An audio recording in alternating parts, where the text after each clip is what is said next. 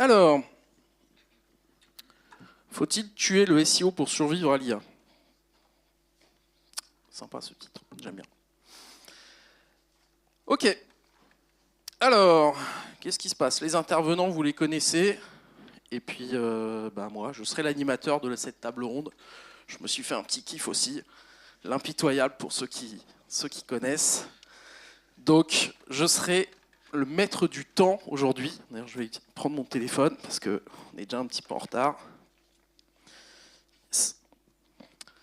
Ok. Le SEO Avant que de nous commencer, avons un petit connu message. touche à sa fin. Une révolution silencieuse est en marche. Les moteurs changent. Les usages changent. Les organisations doivent changer. Nous avons optimisé pour les moteurs pendant des années. Maintenant, il faut apprendre à parler aux agents IA. Il faut savoir utiliser les agents pour faire du SEO. Aujourd'hui, tout le monde peut être à la fois rédacteur, développeur, SEO, designer. Quel impact pour vous sur le marketing ? Je vous souhaite une très bonne table ronde autour de ce sujet passionnant.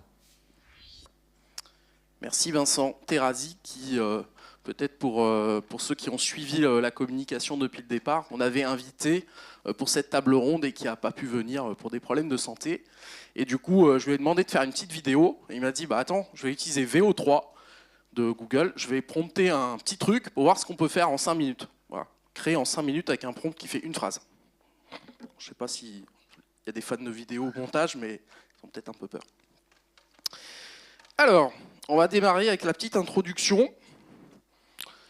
Voilà, pour vous présenter les intervenants du jour. On a donc René Coton, qu'on ne présente plus.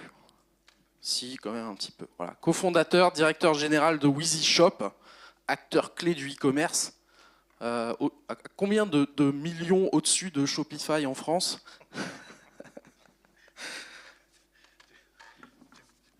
Ça va?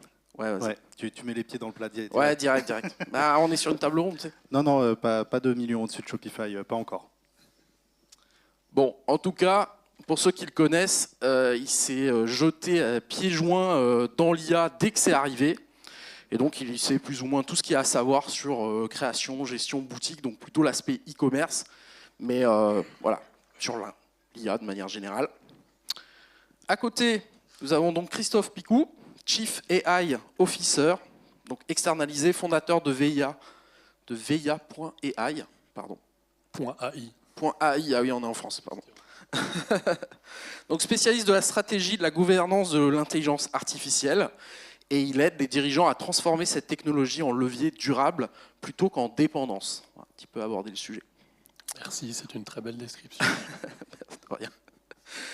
Et enfin, nous avons David Eschelzer, fondateur, président de l'agence WAM, qui, dès l'arrivée des IA génératives, il est monté au créneau, il a défendu sa vision sur le Digital Brand Authority, et c'est-à-dire les stratégies qui permettent aux marques de se démarquer, autant sur le levier organique traditionnel que sur les LLM.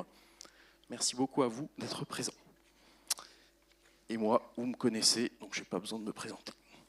Alors, on s'est préparé cette table ronde, mais comme jaja, je peux vous dire qu'on est prêt à répondre à toutes les questions. On a l'écran là, au cas où. Alors, le SEO que nous avons... On est reparti direct? Ok. Bon. Petite question pour démarrer, pour notre ami René.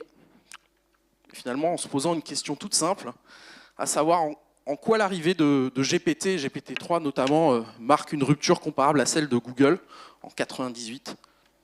Qu'est-ce que tu peux nous dire là-dessus? C'est ce qu'on s'est dit en préparant les choses en amont, mais en fait, l'arrivée de GPT-3, qui n'a pas non plus été si retentissant que ça auprès du grand public, c'est ChatGPT qui l'a popularisé avec surtout la version 3.5 derrière, mais clairement, ça a été la version qui a commencé à faire bouger les choses et les lignes d'un point de vue technique, et aussi a permis, d'un point de vue toujours technique, à tout le monde de la profession de pouvoir y toucher. C'est-à-dire que jusqu'à présent, l'intelligence artificielle, c'était réservé à l'élite, quoi.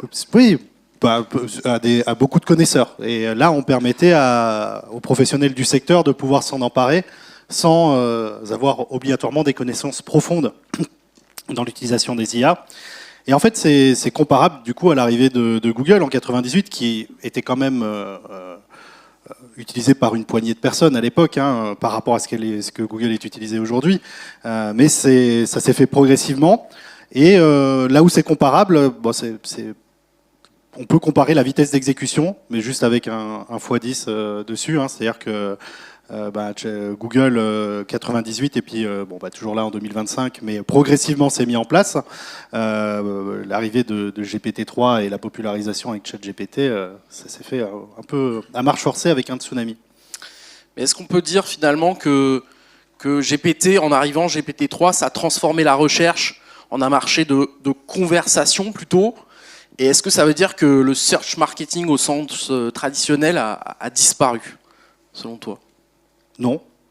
Voilà, merci.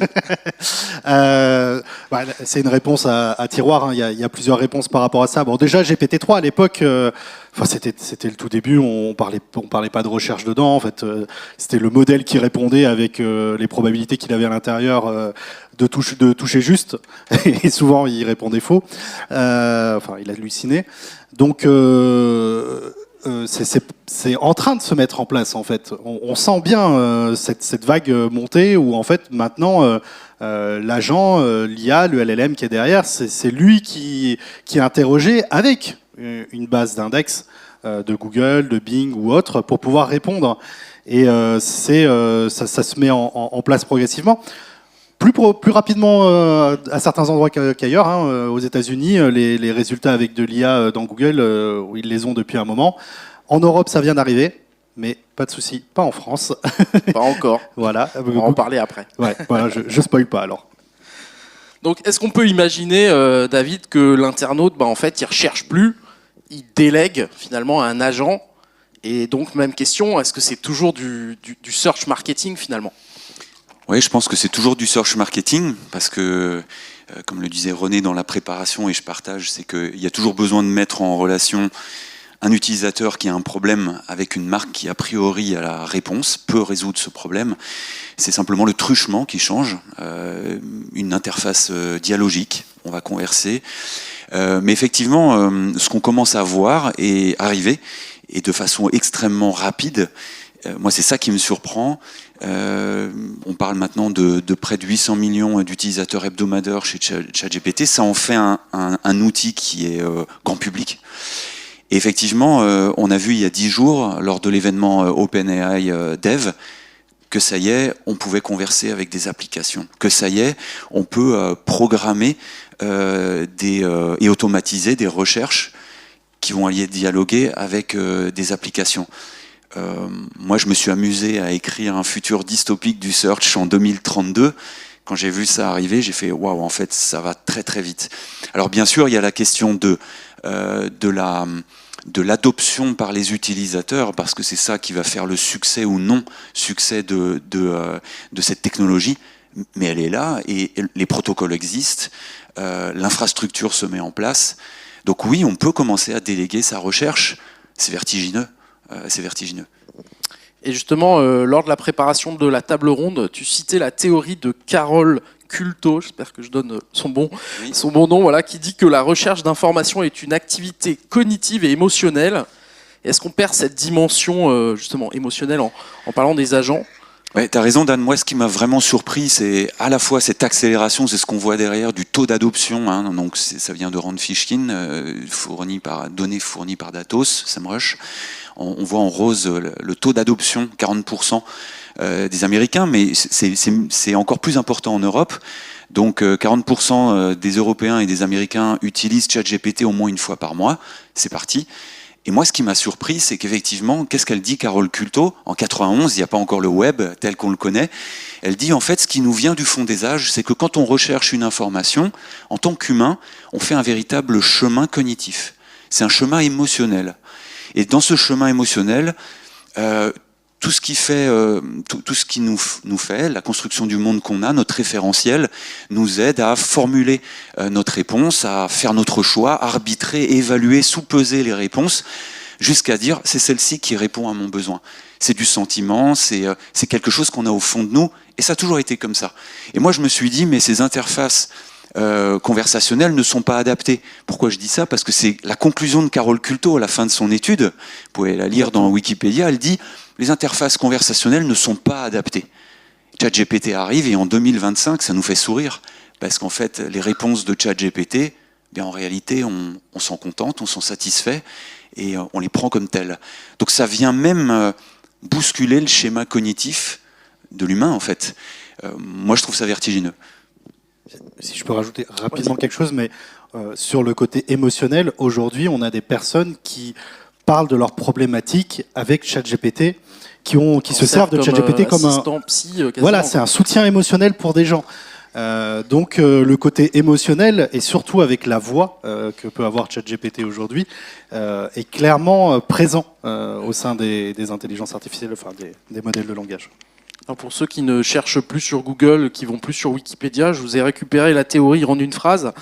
Donc elle parle des 6 étapes par lesquelles on passe systématiquement de la formulation du besoin à la validation de la sortie.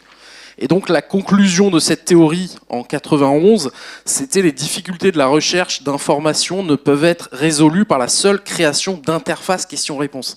C'est quand même intéressant parce que là, on est complètement sorti de la théorie, quoi. On peut tout à fait entrer dedans. Voilà, facilement.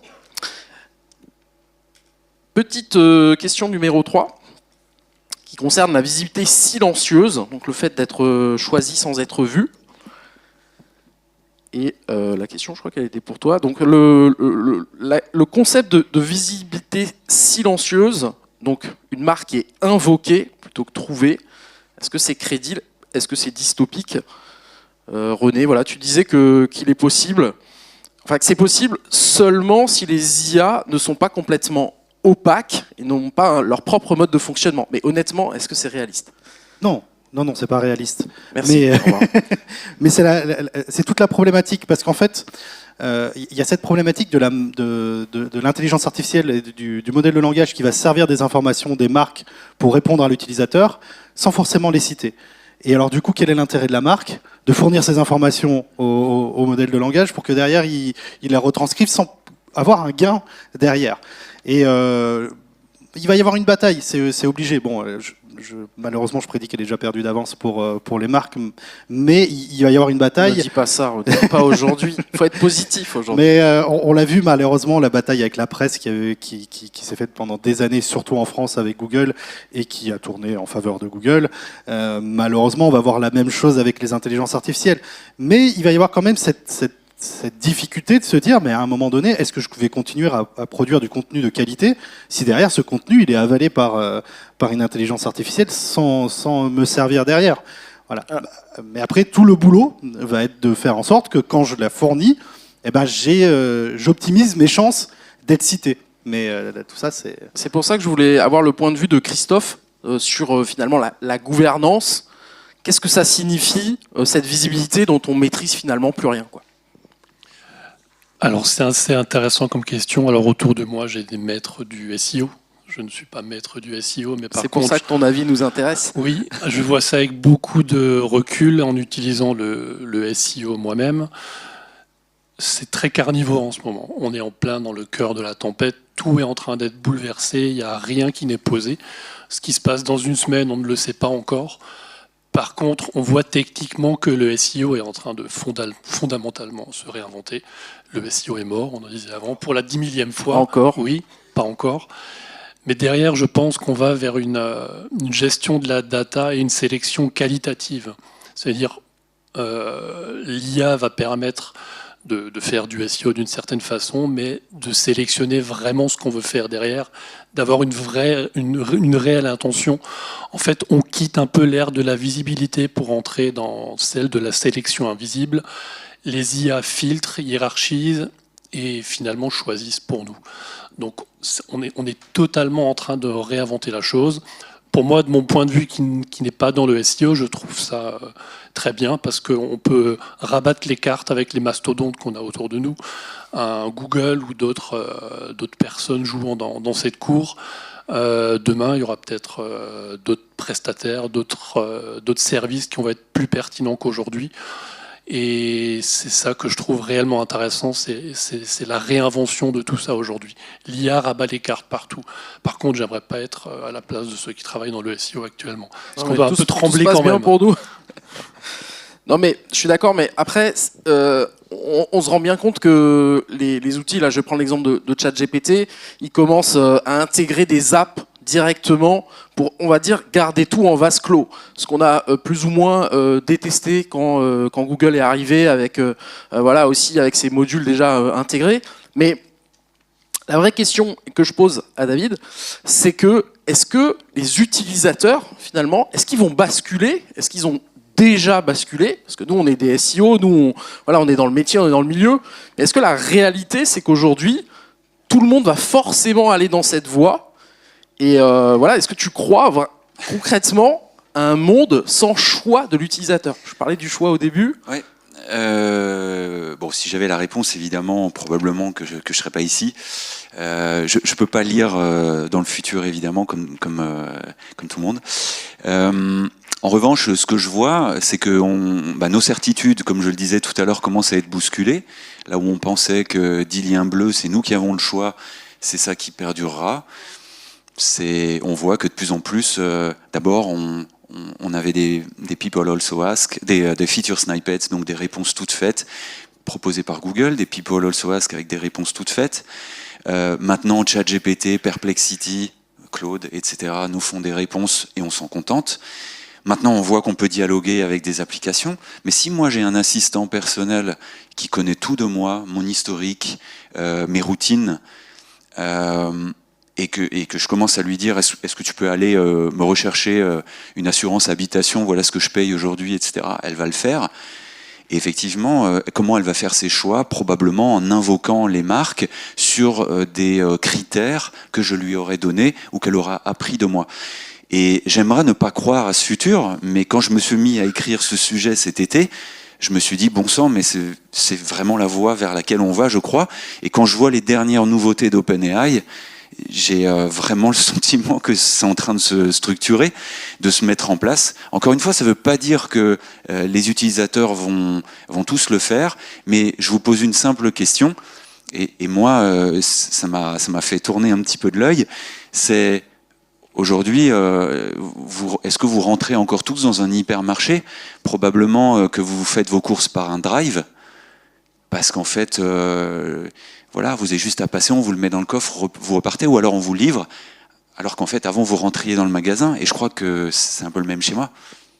Mais je précise quand même sur le choix, parce que tu dis quand même que quand tu fais un prompt, si tu fais le choix d'appuyer sur Entrée, tu valides quelque chose.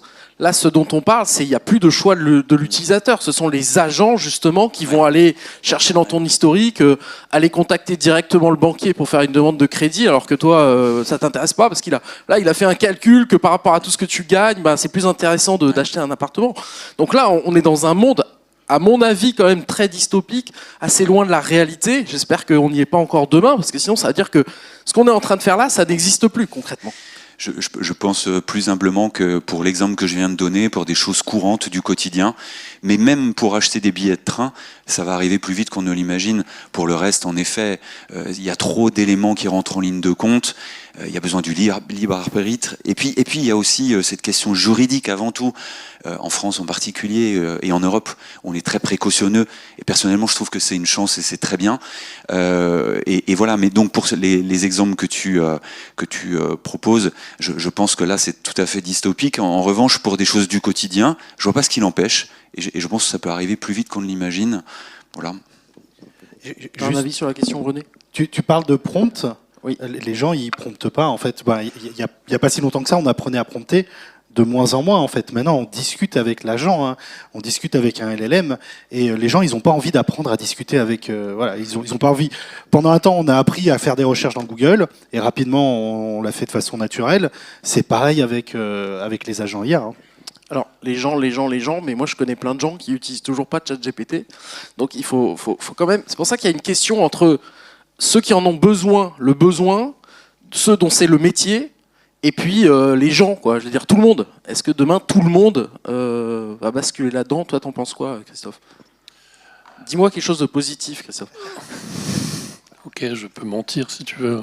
Non, c'est Non, pas non, vrai. dis-moi la vérité. Non, hier Dis-nous la vérité. justement, j'en parlais de ça. Qu'est-ce qu'on a envie de déléguer à l'intelligence artificielle? Qu'est-ce qu'on veut lui donner? Aujourd'hui, le sujet, plus que le SEO, ça reste l'interconnexion. Là, depuis une semaine, j'en entends parler beaucoup. Si on commence à tout interconnecter, donc perdre la main sur ce qu'on donne, oui, on va donner beaucoup à l'IA, oui, on va donner beaucoup de data au SEO, on va perdre la main d'une certaine façon, on ne va plus pouvoir décider derrière ce qu'on donne. Donc, et ensuite, pour répondre à ta question, est-ce qu'on va avoir des chats conversationnels demain? On n'en sait rien. Ça se trouve, ça va pas du tout marcher. Les gens ne vont pas avoir le feeling, ou alors complètement, et on va complètement dépendre de notre application, à discuter tout le temps avec lui pour le boulot, pour la partie thérapie. Mais je pense qu'il faut garder la main sur ce qu'on donne à l'intelligence artificielle, comme avant dans le SEO. Aujourd'hui, c'est pareil avec l'IA. Mais aujourd'hui, on a tendance à donner beaucoup. Donc, est-ce qu'on va le récupérer après? Je ne sais pas. On donne pas beaucoup, ils prennent beaucoup. Ils Oui, se c'est servent. surtout ça. Mais on joue le jeu aussi.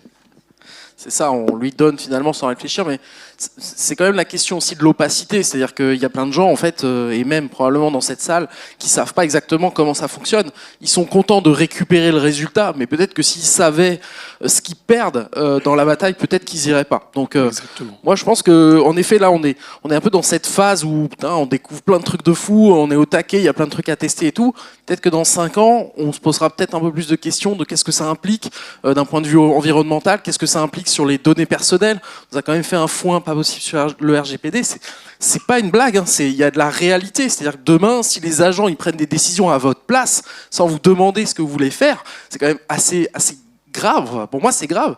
On parle peut-être de morale, on parle peut-être d'éthique, mais c'est un gros sujet. On peut pas juste dire ok, j'utilise parce que ça me fait gagner du temps. Très content. Il y a une vraie question. Et je pense que Christophe, on aura aussi l'occasion d'en parler après, mais dans les entreprises, il y a cette question-là, c'est qu'est-ce que je fais? Est-ce que je fais comme tout le monde? Voilà, je saute à pieds joints là-dedans et puis je suis trop heureux, j'ai plein de bons résultats, mais qu'est-ce qu'il en est par rapport à, voilà, aux données que je transmets? C'est quand même une question importante, je pense. En fait, je finirai là-dessus. C'est hyper important ce que tu viens de dire. Aujourd'hui, on a un gain immédiat avec l'IA. C'est-à-dire, on lui donne, on récupère tout de suite. C'est presque la tentation du diable, c'est de prendre des fichiers Excel, fichiers Word, les mettre dans l'IA. C'est très bien, on a un résultat super rapide, mais sur la longueur, qu'est-ce qu'on va perdre quand ces données ont été partagées dans un OpenAI à distance aux US, qui va être utilisé d'une certaine façon? Sur le court terme, on gagne. Sur le long terme, je ne suis pas sûr que la donnée on en soit vraiment maître, et d'une certaine façon on perd aussi notre savoir-faire à travers ça. Je veux juste rajouter un petit truc par rapport à se jeter à pieds joints dedans. Je pense pas qu'il faut se jeter à pieds joints dedans, mais il faut pas non plus ne pas y aller. Parce que surtout dans des entreprises où il y a plusieurs employés, si vous, en tant que dirigeant d'entreprise, vous décidez que non, il faut pas y aller, vos employés sont déjà en train de l'utiliser. Et du coup, ils vont l'utiliser, peut-être même l'utiliser d'une mauvaise façon. Donc il faut le faire, il faut le rationaliser. C'est ça. On va revenir sur notre ami Google, sans aller trop vite. Hop là. Voilà. Alors Google, encore roi ou simple infra? Bon, alors est-ce que Google il peut garder son rôle central à l'heure des agents, donc AGI, ou est-ce que c'est la fin de son hégémonie? On précise quand même que donc ChatGPT ou Perplexity, tout le monde est là, mais Google AI Overview est toujours pas en France. Et aujourd'hui, j'ai pas regardé les infos, mais je crois pas que c'est le cas. C'est toujours pas le cas. Donc René, c'était pour René. J'explique voilà que finalement Google ne disparaîtra pas, mais changera peut-être de place dans la chaîne alimentaire. Quelle place exactement? Là encore, si j'avais la réponse, ça serait magnifique.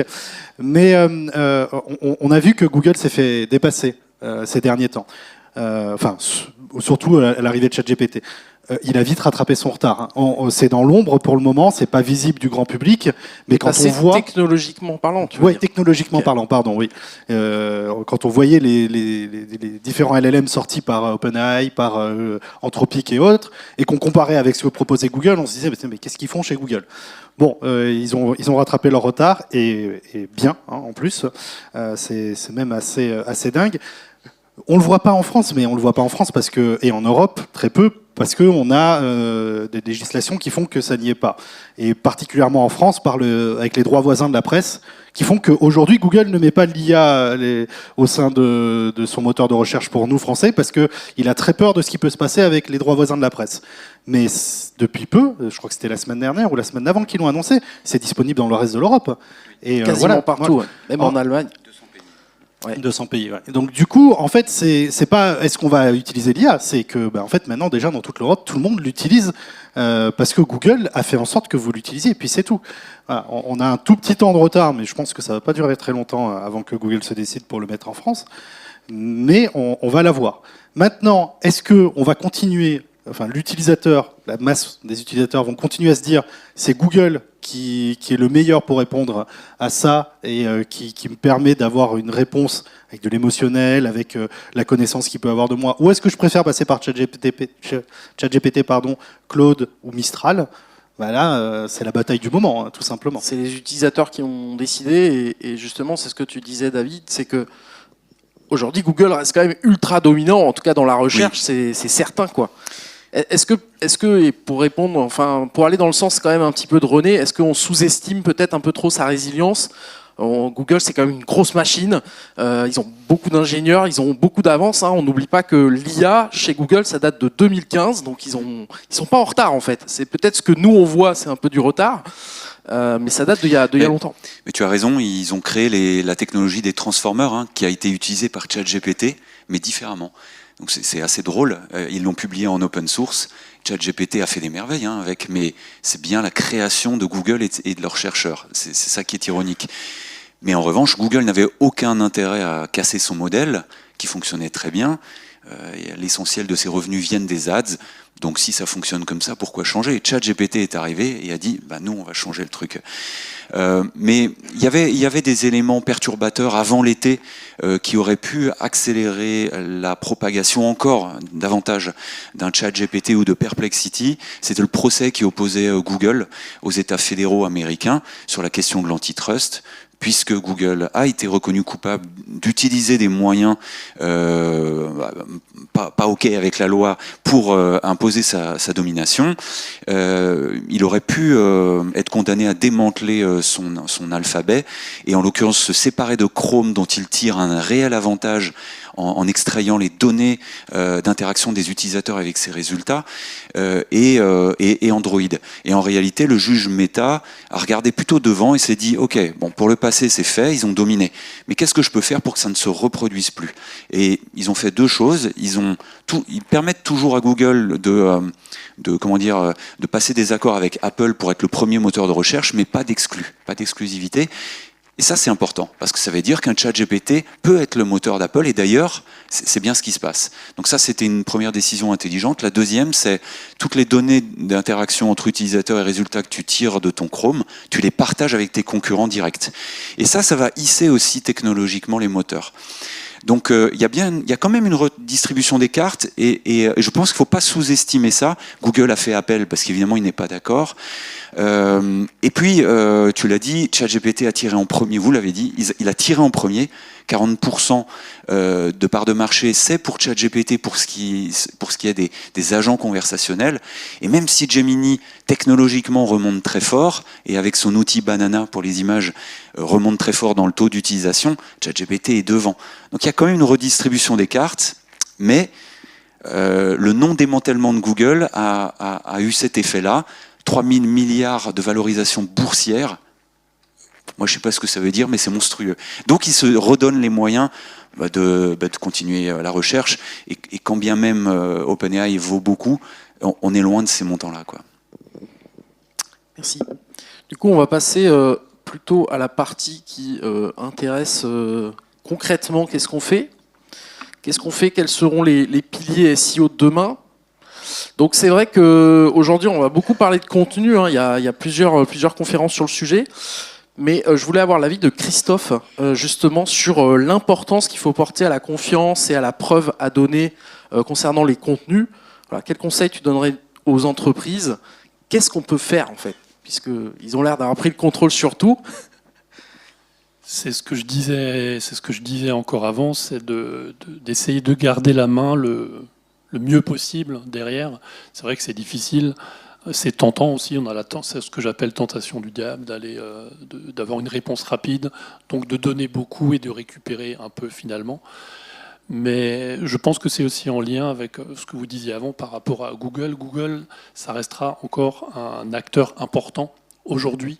Et demain encore plus, faut quand même savoir qu'ils étaient là il y a de nombreuses années. L'arrivée d'Internet, ils ont une data de luxe. Et à un moment, ils l'utiliseront d'une manière ou d'une autre pour écraser tous les acteurs derrière. Mais la force des gens qui travaillent dans le SEO aujourd'hui, c'est de mettre un peu plus de sens dessus, d'avoir quelque chose de propre. On redistribue en fait les armes d'une certaine façon. Mais Google, comme les grands acteurs de ce milieu, auront toujours leur mot à dire. Regardons comment les autres fonctionneront et reviendront avec un produit, je pense, hyper lourd pour essayer d'écraser le maximum de personnes autour. Donc, pour moi, demain, le SEO, il récompensera plus la clarté, moins le volume. Pour vraiment se différencier dans ce monde-là, faudra être plus clair. Et on a eu justement une discussion avec David hier sur est-ce qu'il ne faudrait pas créer un label de fiabilité universelle. T'en penses quoi? Enfin, moi je connais déjà la réponse, mais qu'est-ce que tu peux nous donner? En fait, il y a la question de la vérifiabilité, je suppose que ça se dit, de l'information. Voilà, est-ce que l'information que l'entreprise donne est vérifiable et à partir de là, elle serait certifiée? Est-ce que c'est si dystopique que ça? Moi, j'imaginais effectivement dans ce récit que je me suis amusé à écrire que demain, à l'ère de l'IA, on le voit bien. Vous avez vu que Sora 2 est sorti. Regardez le nombre de vidéos qui a littéralement inondé Instagram. Alors pour l'instant, c'est plutôt rigolo, mais quand il y aura les élections, ce sera peut-être un peu moins rigolo. Et dans d'autres pays, ça a déjà fait des dégâts qui relèguent le scandale de Facebook et Cambridge Analytica à problème de cours d'école, je pense. Tellement c'est problématique. Moi, ce que je me dis, c'est que la norme ISO existe déjà. Il y a 26 000 normes dans le monde. Il y a 175 pays adhérents. Est-ce que demain, on ne peut pas imaginer que les entreprises auront un label de fiabilité pour la véracité ou la vérifiabilité de leur contenu et que ces agents, au même titre qu'il y a des protocoles qui existent déjà entre agents, viendront remonter l'information à partir du moment où elle a été certifiée? En tout cas, c'est ce que je me suis amusé à imaginer pour 2032 et ça me rassurerait en tant qu'utilisateur. Mais en 2025... ouais, c'est une utopique peut-être. Surtout qu'aujourd'hui, répondre à la question qu'est-ce que c'est qu'un bon contenu, c'est déjà très très difficile. Qu'est-ce que tu en penses, toi, Rodé? Mais après, un label, c'est aussi excluant. C'est-à-dire qu'à partir du moment où tu émets un label avec une certification, c'est-à-dire que tu décides qu'il y a un certain groupe de personnes qui ont la parole divine, et puis en fait, toutes les autres personnes, si elles n'ont pas les moyens de rentrer dans cette certification et dans ce label, elles vont pas pouvoir proposer. Et je pense que du coup, ça va poser aussi un problème à l'utilisateur, qui aujourd'hui, déjà, quand on voit la façon dont les gens peuvent réagir par rapport aux informations et aux sources d'informations, si en plus on leur dit celui-là il est labellisé, ça veut dire peut-être que dans leur tête, en fait, il y a un complot derrière, c'est manipulé. Donc le label, c'est ça.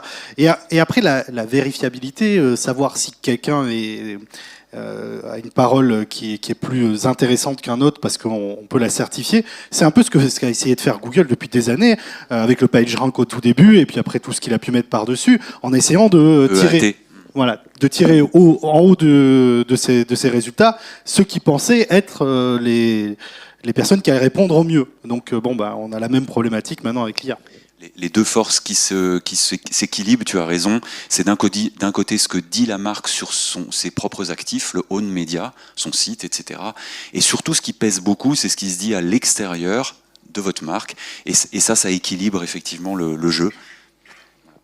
Du coup, c'est un petit relais vers la question juste après qui concerne les sites web. Et c'est pour toi, René, est-ce qu'ils vont pas du coup devenir secondaires, hein, puisque s'ils sont tout est interconnecté, en plus il y a des certifications pour les contenus qui sont engloutis par les agents, on va dire. Ça fait des années qu'on nous dit que les sites web vont être secondaires. Hein. Les boutiques e-commerce, est-ce qu'elles ne sont pas secondaires avec les marketplaces aujourd'hui? Voilà. Ben, non et oui, en fait. c'est bizarre, mais en fait, il faut être sur les marketplaces, mais il faut avoir son site à côté. Sinon, on se coupe d'une partie. Et bien là, le site web ne va pas devenir secondaire, mais il va être une source importante, en fait. Parce que si on veut avoir des informations qui sont remontées et qui sont intéressantes par les différents agents, il faut bien qu'ils se basent sur des informations. Donc, il va falloir des sites Internet derrière. Mais ces sites Internet, il va falloir qu'ils aient de la visibilité. Parce que s'ils n'ont pas de visibilité, il n'y aura plus personne pour les mettre à jour ou pour travailler dessus. Et du coup, les agents IA vont perdre d'intérêt derrière. Donc il y a tout ce jeu-là qui va se jouer dans les années qui viennent, de savoir comment les agents IA vont continuer à laisser de la place au site web tout en prenant leur information pour la donner aux utilisateurs. Et là, et du coup, ça nous permet d'aller jusqu'à la dernière question qui concerne... du coup, les relations presse, David. Voilà, tu défends l'idée que les médias et la presse deviennent finalement les leviers principaux de crédibilité. Donc, exactement ce que disait René, finalement, c'est que les médias, ça va permettre d'aller booster peut-être la visibilité, mettre la lumière sur un contenu qui a réellement de l'intérêt. C'est un peu les mêmes recos qu'on disait déjà il y a 10 ans avec Google. Voilà. Est-ce que tu peux nous parler aussi de cette étude que tu as réalisée? Bien sûr. On a, dès 2014, chez WAM, intégré les relations presse comme une branche du SEO. Bien sûr, les liens ont fait le succès du SEO pendant longtemps, construire des réseaux de liens. Mais ce qui nous intéressait, c'était qui parlait de nous. Et on le voit avec le Géo, les ChatGPT et consorts, ils ne tiennent plus tant compte des liens que des mots, puisque c'est un outil sémantique. Ils analysent les mots. Et ils mettent en haut de la pyramide informationnelle les médias. Et c'était un sentiment au départ, et on s'en est rendu compte grâce à des études de cas.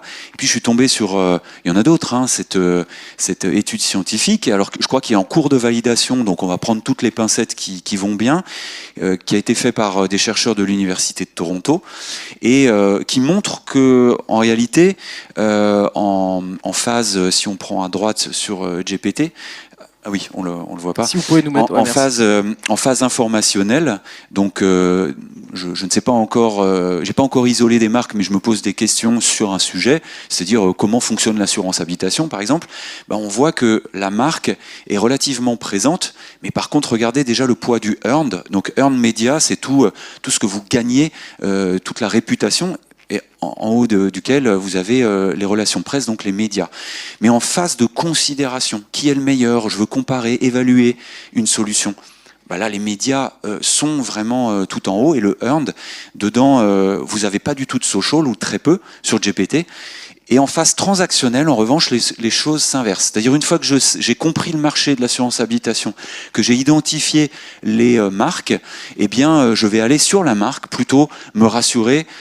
C'est ce que disait, et tant mieux, c'est ce que disait René. À un moment donné, je passe par la marque parce que c'est elle qui raconte l'histoire, qui me réassure et qui va m'engager. C'est tant mieux.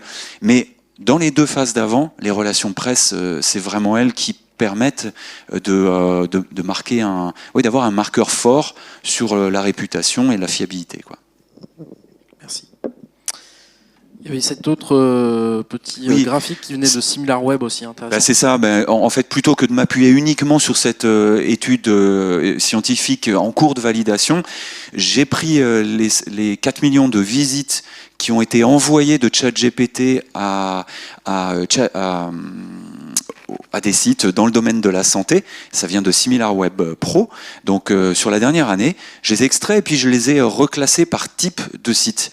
Et puis, les médias sont surprises. C'est ce que je constate à travers nos cas clients, c'est ce que je constate à travers l'étude que je vous ai montrée tout à l'heure. Les médias dans le domaine de la santé sont tout en haut. Donc là, on voit le poids, l'intérêt des RP, mais on voit aussi que les institutions, et c'est normal, ont un poids énorme. Et dans la santé, il n'y a pas de social, parce que c'est pas le sujet. Et je pense que dans la finance, c'est pareil. Peut-être que c'est plus facile dans le domaine du sport. Ok, et c'est ok avec ça. Mais pas dans ce domaine-là. Voilà.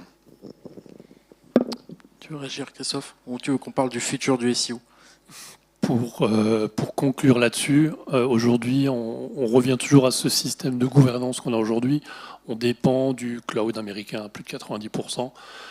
quand on arrivera à rabattre les cartes là-dessus, à internaliser un peu toute cette infrastructure en Europe, on aura peut-être aussi plus la main sur du SEO, sur comment on a envie de faire aussi en Europe, et ne pas dépendre toujours des outils américains ou d'autres pays derrière. Mais aujourd'hui, on est encore énormément dépendant.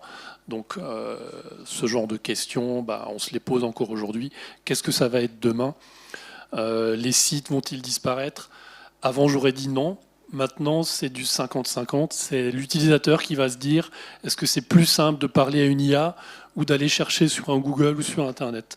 On est dépendant de ça aussi, de cet aspect facilité. Ouais, et puis comme on disait tout simplement, est-ce que j'ai besoin d'aller vérifier l'information ? Si je suis convaincu que l'IA me fournit une information fiable, pourquoi est-ce que j'irai vérifier sur un site en fait ? Mais justement, pour moi, le point de bascule, il est vraiment là. C'est-à-dire qu'il y a évidemment beaucoup de gens qui vont pas aller vérifier, et on voit très bien, on a déjà le souci avec les fake news et tout ça.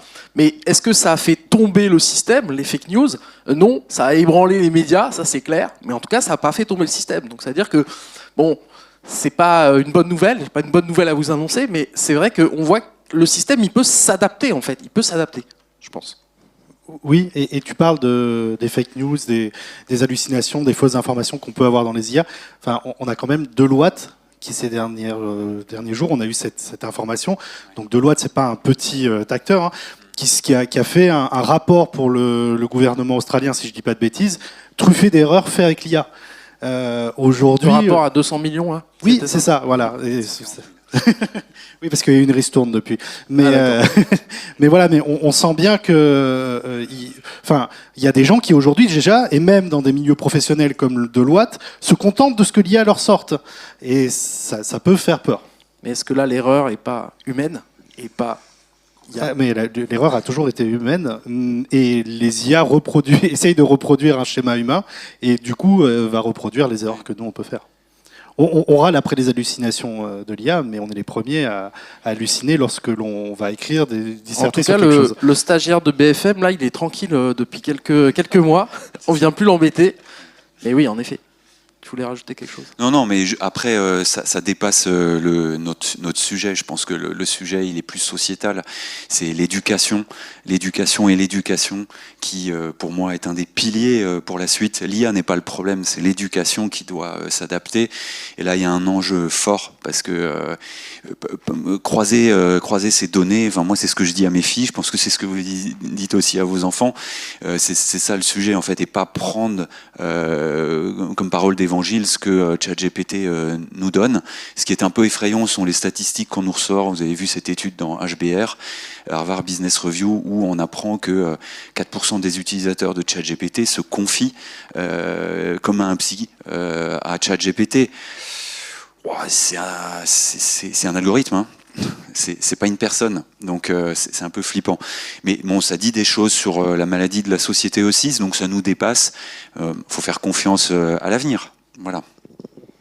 Bon, et alors du coup, l'avenir, le futur, j'ai envie de dire, David, c'est peut-être l'AEO, donc l'Agent Engine Optimization. Donc est-ce qu'on peut admettre finalement que le SEO tel que nous le connaissons, il est condamné, et qu'il faut inventer une nouvelle discipline centrée sur la visibilité dans les flux agentiques ?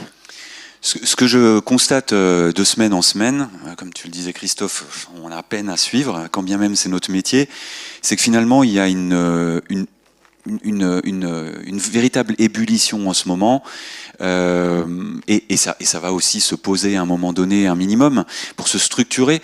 Je pense qu'on a maintenant une pluralité de possibilités, de solutions entre les mains, que le sujet c'est pas Google versus ChatGPT, mais que tout ça finalement se complète, et selon ce que vous recherchez au quotidien, vous allez utiliser plutôt l'un ou l'autre.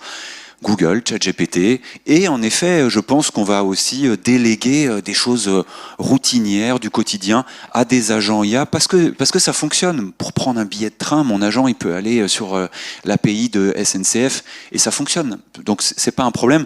Je pense que finalement tout ça va naviguer probablement. C'est Liz Red, VP Search de Google, qui disait on n'en a pas fini avec les liens bleus, quand bien même on a eOverview, Gemini, etc. Je crois que ça résume bien les choses. On a une pluralité de solutions, Et selon le moment, selon la situation, le contexte où vous êtes, mobilité, desktop, vous allez utiliser l'un ou l'autre. Moi, je pense que c'est plutôt ça. Mais donc, ça veut dire qu'il faut prendre le train de ces autres possibilités si vos clients, si dans votre domaine, c'est comme ça que ça se fait. Voilà. Oui, parce que là, tu parles de la SNCF, mais quand, en effet, je veux acheter un billet de train, aujourd'hui, j'ai pas le choix, je vais forcément sur la SNCF. Par contre, quand je ne sais pas quel train est le plus rapide pour aller d'un point A à un point B, et que je me pose la question, donc j'ai un besoin, là, je vais aller rechercher réponse à mon besoin. Et dans ces cas-là, en effet, peut-être passer Regarde par dans le voyage, voilà. effectivement, avec les vols, tu passes déjà par un kayak, etc. Bon, c'est quoi la valeur ajoutée de le faire nous-mêmes? Regardez la dernière nouveauté de Google, Gemini Computer Use. Vous avez vu ça, c'est extraordinaire. Ils ont donné la possibilité aux entreprises de programmer des actions par le biais d'un navigateur. 13 actions humaines que l'on fait, copier, coller, glisser, remplir un formulaire. Vous lui montrez une seule fois, vous lui dites vas-y, fais-le, et c'est bon, il le fait tout seul. Donc c'est parti, quoi. Dans l'assistanat, on est tout à fait d'accord que l'IA, elle est partout, mais si on ressente l'idée vers le site web, enfin vers la recherche de l'information, et la source se trouve sur le web, sur le site web ou sur ailleurs. C'est un peu pareil aussi pour les boutiques. Et René, tu parlais des marketplaces. Est-ce que finalement, les marketplaces qui font un peu effet péage vers les boutiques e-commerce, est-ce que finalement les IA, ça ne devient pas un nouveau péage en fait pour accéder à l'information ? Mais c'est clairement ce qui est prévu.